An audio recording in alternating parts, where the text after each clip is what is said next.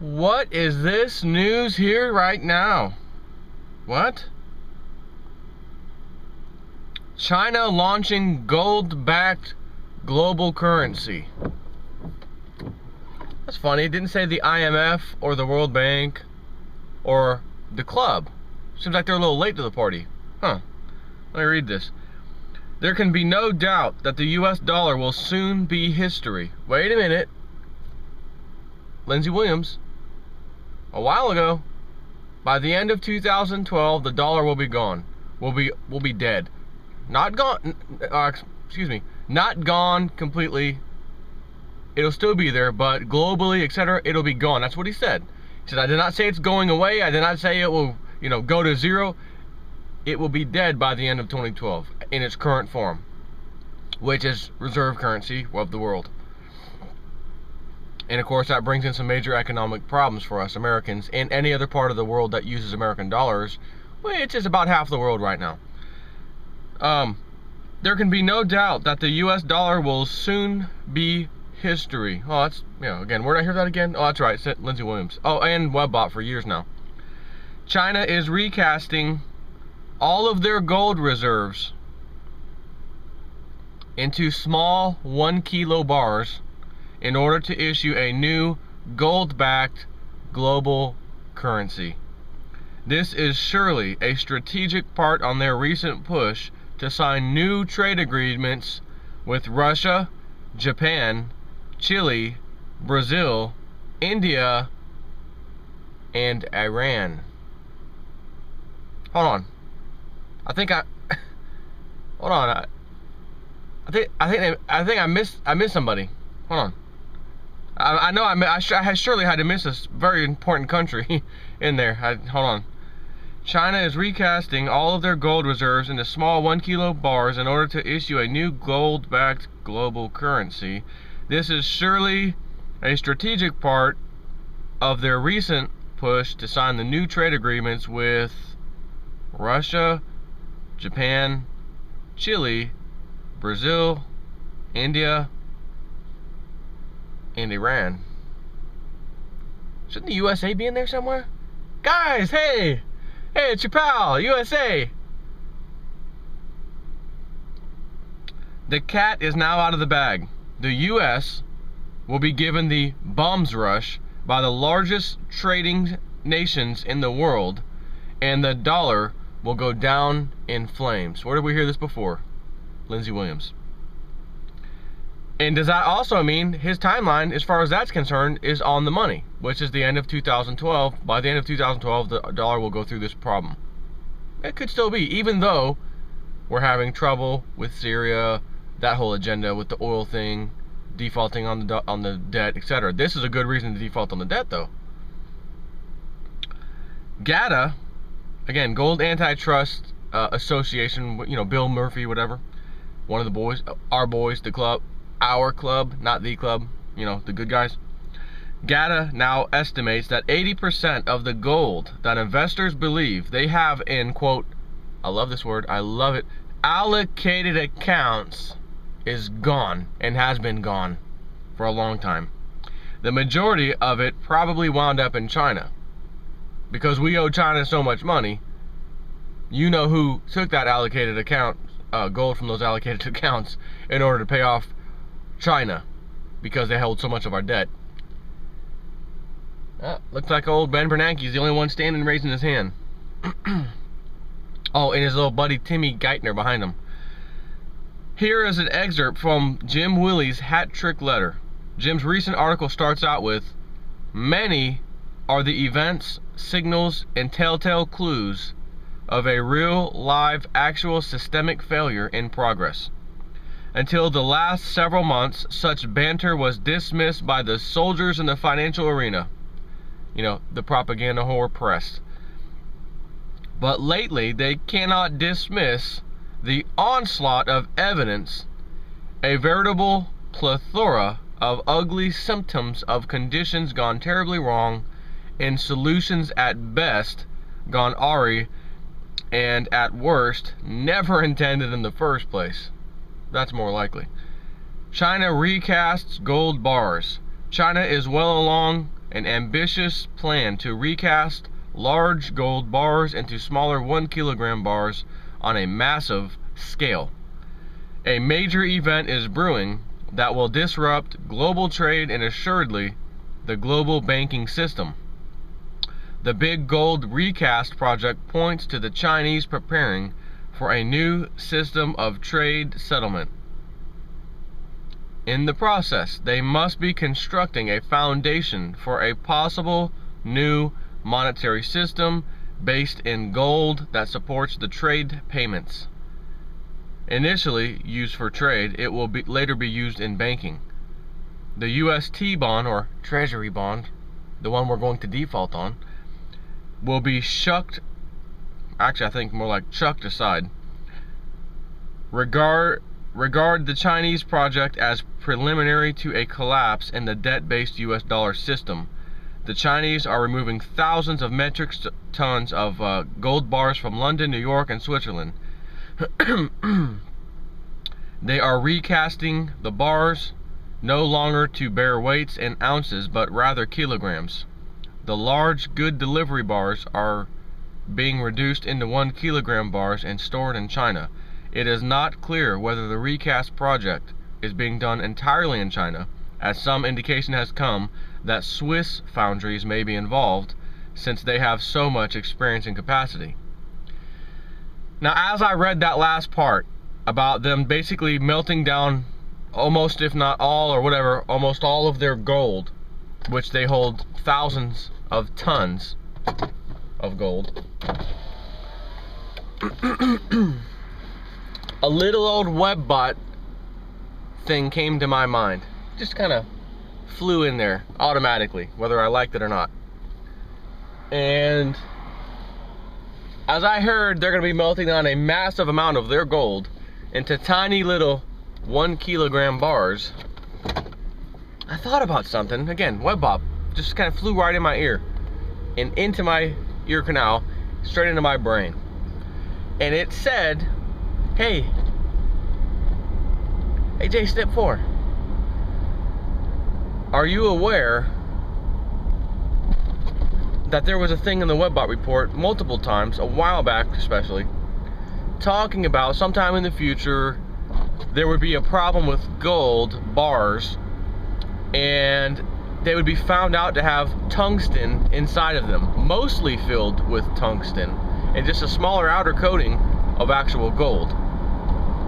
And I could touch on this the other day and said, well, it'd be one of the United States' worst decisions ever if we screwed the Chinese. Of all the people we're going to screw, and we are going to screw people when we default on our debt, of all the people we don't want to screw, it would be China, naturally.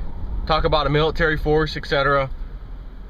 Economic powerhouse that's overtaking us, obviously, and any other country that stands in its way. That's China.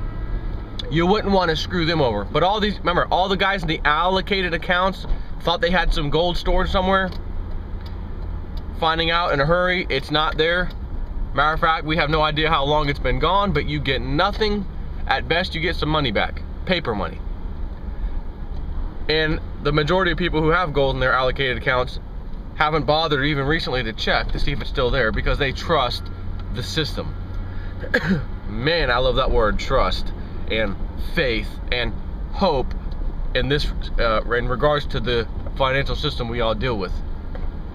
And an allocated account being just perfectly ruled on by a judge, again, George Bush appointed judge, in the appeals court, federal appeals court, stating, we don't care if it's an allocated or non-allocated account. If you have your money with any of these entities, they can do whatever they want with it.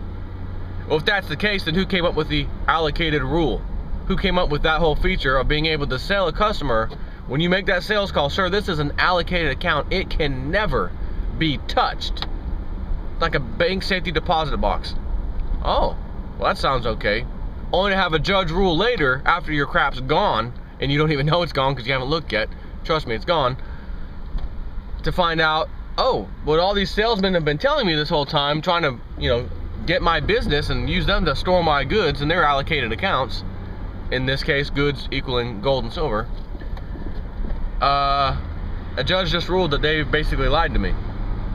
Now, if they're paying attention, which they should be, or maybe not, maybe they're watching too much TV and don't happen to catch news, important news anyways like this, they're gonna find out the hard way. So, if that's the case, and all of the, you know, at least 80% of the allocated gold from these people is gone and was pretty much given to China, then we're gonna find out that as China melts down these bars, the big bars, the big 400 ounces, into 1 kilogram bars, that nothing is wrong, everything's fine. You're not gonna hear anything about tungsten or anything else. What you might hear about is that all of the allocated gold that went missing was actually in fact turned to these customers, except they are the ones who got screwed, and they are the ones who got the tungsten filled gold in replacement of their old bars, their old real gold bars.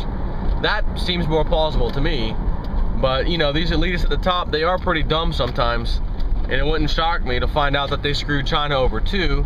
And as China melts down these enormous amounts of gold that they've been purchasing over the years, they find out that, hey, we just put a bunch of this metal into this foundry here, it's melted down, we're sure we put, you know, a couple of 400-ounce bars in there, and we only got a fraction, a tiny fraction as a matter of fact, back in 1 kilogram bars. And there's this pile of mush over there, now that the foundry's cooled down, there's a pile of mush over there that's not gold, it's something else. What is that? Foundry operator, what is that? And how did it get in there? That's your gold bars, or what we thought was your gold bars. Well, what is it? I don't know. It's some kind of extra metal. We don't know what it is. And immediately, if that happens, it will be immediate that they realize, oh my God, the gold bars we've got, maybe some of them, maybe most of them, whatever, some portion of them are filled with tungsten, or whatever metal was used. And the webbot specifically states it'll be tungsten, simply because tungsten, from what I checked also, pretty much weighs the same thing as gold. So if you want to fake a gold bar inside of it and just put a small coating of silver on the outside, you would use tungsten, because if anyone were to weigh it and look at the size of it, knowing what a 400-ounce bar should look like as far as size and dimensions and weight, tungsten is the perfect metal of choice because it weighs the same as gold. So I think that's going to start coming out now. And again, it may not be China. If we were smart, it won't be China that comes out with this conclusion of, hey, all this gold we bought is filled with tungsten. And that, my friend, will be an act of war on whoever they bought it from, which is the club. It was done on the international markets, central banks included, and long story short, it's the club. Therefore, we urgently, even more urgently than before, need a false flag. We need to go to war so fast it's not even funny. Especially if that news comes out that we screwed China with their gold bars. Then China, listen, we know you're upset, but we're in a big war right now with Iran and Syria. Can we talk about this a little later? That way we can plunder Iran and Syria for whatever gold they have and give it to you, the real gold to you, make things right again, you know, make up. And then China may say, well, we don't want you attacking our ally, one of our guys we listed in JSNIP4's article as being a member of this trade union that will be trading with these 1 ounce kilogram bars. And notice, the news story said, at first these kilogram bars will be used for trade. No, not between people in the inside of China, but global trade, which is something I mentioned a long time ago when I had my vision of what a better economic system would be than this crap we are having today. And I said, even if we keep paper money around locally to the nation, we can still do things. And we could have the government print as much money as they want, as long as it is not contingent on a bond being created that has interest on it, and we auction off the bonds to more bankers, and the bankers in other countries and their central banks buy up those bonds, and then the next thing you know, we're paying interest again, building up debt we can't pay back, and the whole thing starts all over again, and we're all in trouble as a nation. Not that. Get rid of the bond, the borrowing, the whole 9 yards, and just as the guy, I can't think of his name, who created the Money Masters and then created the secondary documentary not too long ago called The Secret of Oz. which is kind of covers most of what the Money Master does, except a little extra, you know, bonus material and some things he had to fix that maybe not have been 100% accurate in the first film, which he said he fixed, you know, in the second one. So he claims his solution is the same solution that some of our founding fathers and other important people throughout history tried to implement, and every time they tried to, wound up suicided by some crazy lunatic guy happened to be able to get right next to the president and kill him every time. Perfectly set up. And that system is basically allow the government, change the Constitution, change one tiny thing out of the Constitution. Only one out of the whole damn thing, just one little thing. Stop the ability of Congress to borrow, because that's in there to allow the government to borrow if it needs to. Stop the borrowing. Get rid of that whole thing. And then we're set. Then we have to print money that has no bonds, no interest, etc. It is simply money printed by the government to fund the government, to fund any operations that the government needs funded. You wouldn't have policemen being let go, you wouldn't have firemen, teachers, the whole 9 yards. All those people are considered government workers. They would all get a paycheck no matter what economic conditions. They would all get a paycheck. And as long as all of them are working, then there's going to be a need to service those government entities, right, from the rest of us in a bad economic condition.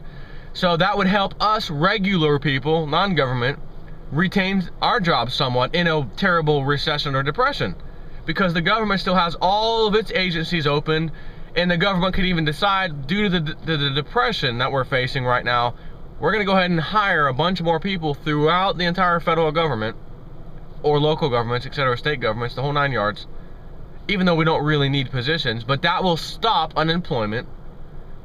It'll help keep people jobs, and when the thing starts to turn around, we can start letting them go. Not to mention, we probably won't have to let them go. They'll probably just leave as new jobs arise out in the regular area of normal people, non-government people, the public.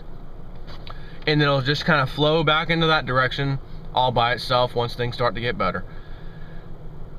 Again, all they have to do is print money to pay them. Not interest-bearing money, not bonds that go out in order to get the money, just simple printing of money.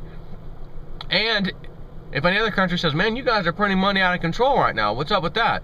It does not affect trade imports, exports, doesn't affect it, because the global system, other countries who would care about your dollar devaluing or revaluing higher, or again, especially devaluing if you're printing money out of control to keep government afloat, so to speak, even though that word would be thrown out the window, keeping them afloat. There's no such thing as keeping them afloat. That's what your function is. Print money to all these organizations that we need, government organizations, and that's it. There's no such thing as a recession. That'll go away. There's no such thing as a budget. That goes away. We have all the money we want to do everything. Talk about taking society to the next level, technologically as well. And global trade would be on gold and silver, etc., precious metals. So it doesn't matter how many US dollars it takes to buy 1 ounce of gold or 1 ounce of silver versus how many Chinese yen or yuan, whatever, it takes to buy that same 1 ounce of gold. Let's say it takes, you know, $30 to buy an ounce of silver, but it takes 1,000 yuan to buy an ounce of silver. 1,000 of their currency, 1 ounce of silver, or $30 of US currency to buy that same 1 ounce of currency. That will not matter if there's basically a set price for gold and silver, so to speak, around the whole world, not in any form of our currency, but basically a global subsystem, a two-tier system, which is gold and silver, trading back and forth country to country. Again, gold and silver can't go to zero. We can't default on that unless we run out of gold and silver, of course. And again, supply and demand will kick in.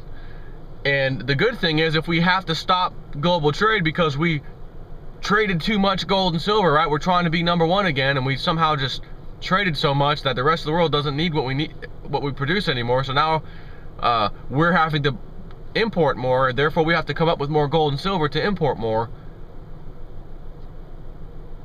In that situation, let's say we run out of gold and silver. Uh-oh. Now what? Now we can't go and trade too much, but that's okay, because we have all of our own industries right here in America that can simply pick up the slack. Just like that. And if they don't exist, government, you have a printing press that just prints and creates money. How about creating some of these businesses? Giving people loans that don't have to get paid back if they default. They don't have to go to court and all that if they default. This is just a, hey, good try, America. You started a business, we helped you, it didn't work out, have a nice day. And that may sound crappy at first, but when we founded this country, because you think, oh, we're just going to give people money for, people are just going to start fake businesses to get money. And, you're right, you may see that. But when we started this country, and all these people were leaving the rest of the world to come here, to start new in America, the government was giving people thousands, and even hundreds easily, but thousands of acres of land. You come here and you farm that land, even a small section of it, we're going to give you the whole thousands of acres, yours, free and clear. So the government gave people free land, and the people used the free land to do other things with, including, of course, farming, which is what the government said you had to do to start with, so we could feed everybody. And that worked out. Then they've got all this extra land to do other stuff with, so they can do livestock, they can build on it, they can make a workshop, they can do anything they want with it. And it worked out. The problem is, back then there wasn't a handout state, a give me state of mind, a welfare state of mind. Matter of fact, Jay-Z's song with Alicia Keys, An Empire State of Mind? It's being changed now to, and I'm changing it, a welfare state of mind. Anyways, this could work out. I mean, this is just a rough draft, if you will, of old Jason Ford talking. But China has the right idea. We're going to use our own little trade in the USA. Notice how we didn't even mention the USA. We mentioned Russia and China, India, even Iran. Even the terrorist nation Iran. But we can't have America. The elite. Who do they think they are? They're getting all pissed off. I'll teach them. We're going to go to... Oh, you're going to bring Iran in there instead of us. Okay. Watch what happens to your little pal Iran. Israel. Go ahead. Green light. It's going to happen. It's going to happen. And again, you'll hear the same story, the same news. Oh, Iran attacked so-and-so today, or American vessel, or whatever. One ally did something to Israel, and Israel retaliated. They defended themselves rightfully. United Nations, do we agree? What's that? China and Russia vetoed again. You don't agree? Oh man, now what? We may not care, as we're saying right now. We don't care what the UN says. All of a sudden, the UN's not in our favor. We don't care about the UN. We'll just go with Britain, our ally, the British, and go handle things on our own with our friend Israel. Because the UN's not working in our favor anymore, even though we tell the whole world what the UN says goes. And we're even trying to get the Small Arms Treaty signed here in America with the UN, so we can take Americans' guns when we need to. We gotta listen to the UN, guys. Oh, now we gotta listen to the UN again. But just before that, when they said you can't attack Syria and Iran, mainly Syria right now, you said that doesn't count. Well, guess what? We as the American citizens, your gun grab treaty doesn't count. Have a nice day, you prick.